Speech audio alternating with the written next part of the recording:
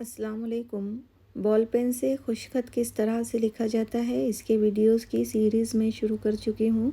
आज मैं लाम के जोड़ को बॉल पेन से किस तरह से लिखेंगे उसका वीडियो बनाने जा रही हूँ।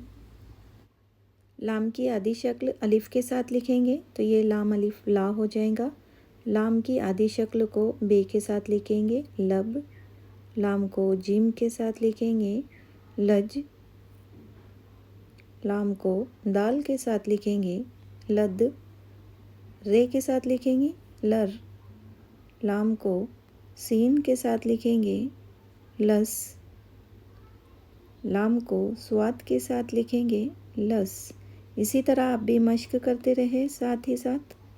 लाम को तोए के साथ लिखेंगे लत। लाम को ऐन के साथ लिखेंगे लौ। लाम को फे के साथ लिखेंगे लफ।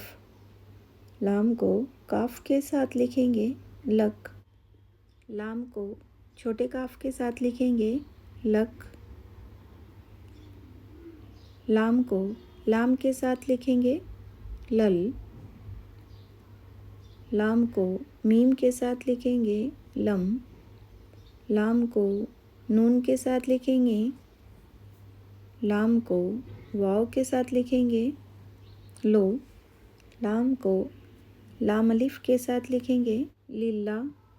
लाम को या के साथ लिखेंगे ली। लाम को या के साथ लिखेंगे ले। दुआ में याद रखिएगा। अल्लाह हाफिज़।